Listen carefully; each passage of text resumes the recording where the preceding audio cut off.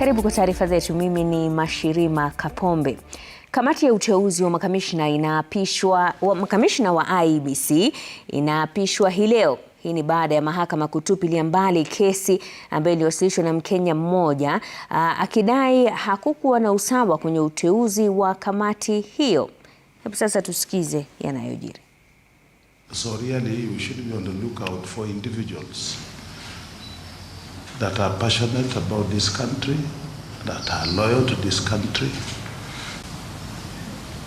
individuals that will carry the delicate mandate of the commission. Kenya is a fairly exposed country now. You can see the level of scrutiny, especially on issues of good governance.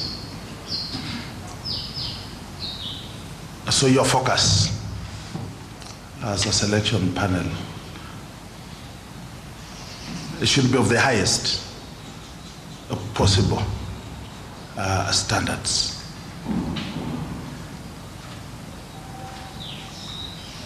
It will be a commission that is going to run a cycle when we are almost at an environment which is most charged. You can see the mood in Kenya, the mood of Kenyans, and you can see the attachment Kenyans are giving to elections. So let's always have this at the back of our minds as we do our exercise. Expectation of Kenyans. It is critical. That's why even the formation of this panel has taken a bit of time. So with that in mind, we should not have a difficulty in applying collegiality. That's where your challenge is going to be. There are a lot of interest in this exercise, but collegiality is the way forward for you. Is the way forward for any panel that wants to come out with a satisfactory result. So it means we have to put the country first as we engage in this exercise. Maybe temporarily detach from your mother organization, from your mother environment, so that you can do the best for this country. With those remarks, I want again to say thank you to the Chief Justice for your continued support and availability. I know you're fairly busy, but you have always given us time to enable other processes also to support the governance of this country. Those remarks, I once again say congratulations to the panel. We wish you well, but have the task, the magnanimity of the task ahead of you as you start off the exercise. Thank you very much. God bless.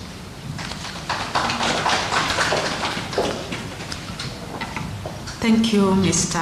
Arthur Osia, for your presence here this morning and for the wonderful remarks. I now call upon the Honorable Chief Justice to make her remarks. Karibu.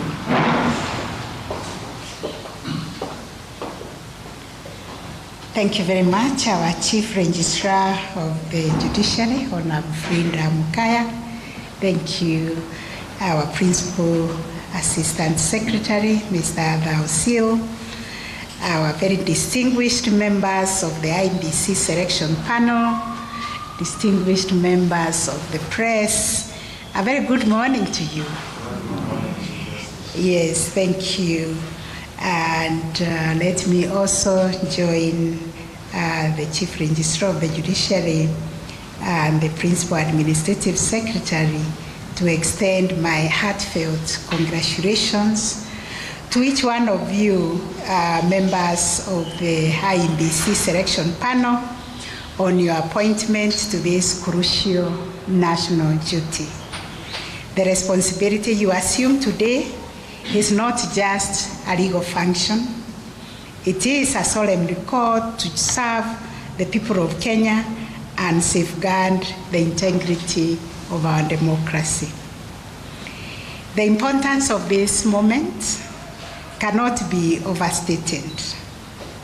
your role in constituting the IEBC Commission is foundational to the strength of our democracy.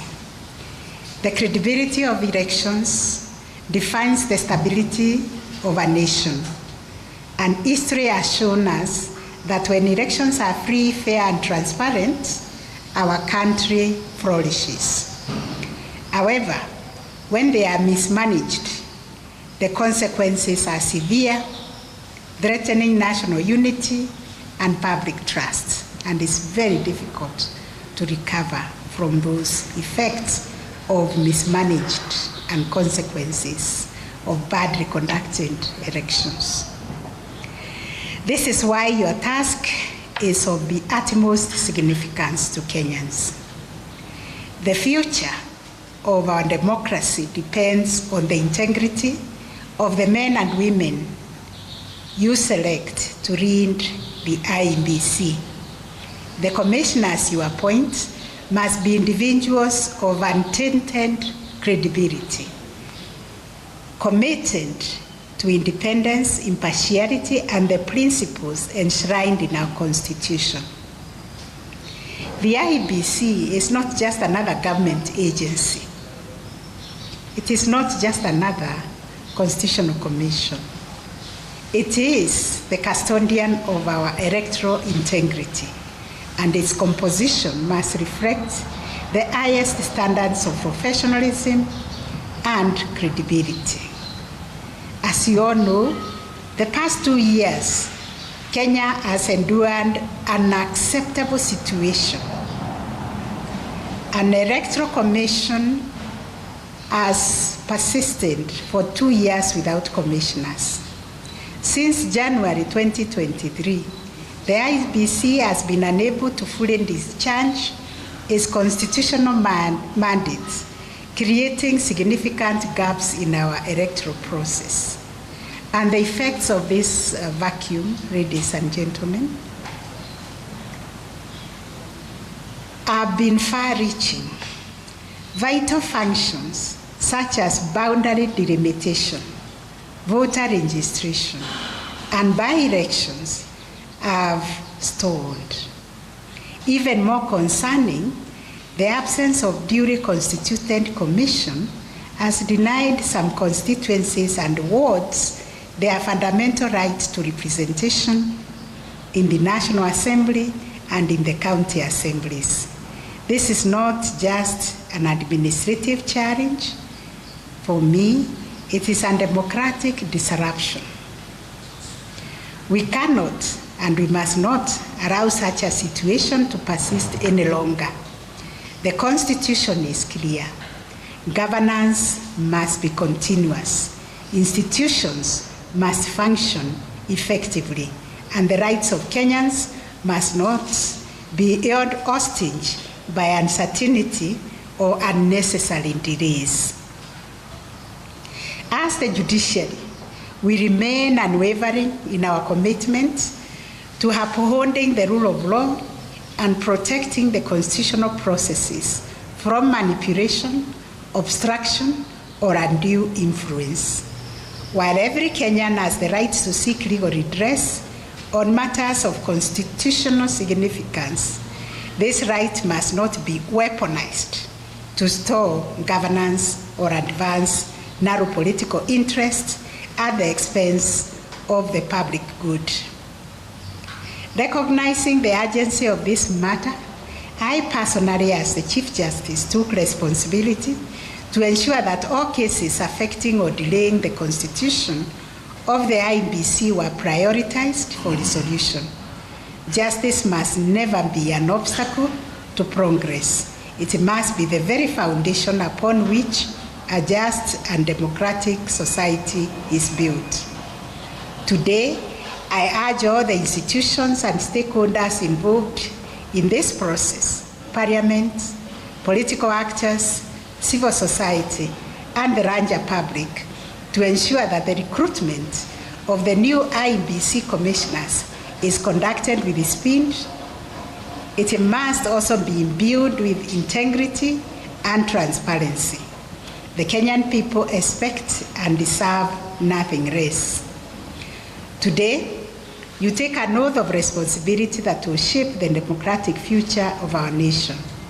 Your oath of office is not a mere formality. It is a pledge of service to the people of Kenya. It demands that you act with unwavering integrity, resisting any influence that seeks to compromise the credibility of this process. Your guiding principle must be merit and merit alone. The individuals you select must inspire confidence in the electoral process and uphold the values of transparency, accountability, and inclusivity.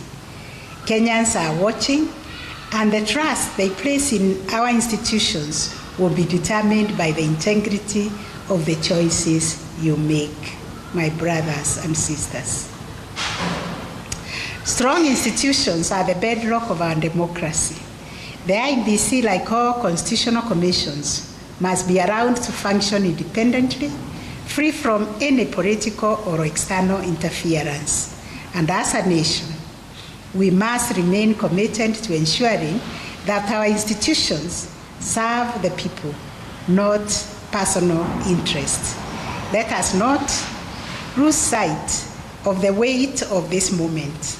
The work you embark on today is not just about filling positions. It is about securing the legitimacy of our elections, the stability of our government, and the future of our democracy. Today, you step into a role that carries immense national responsibility. The weight of this task is not just in the selection process that you will oversee, but in the lasting impact your decisions will have on Kenya's democracy.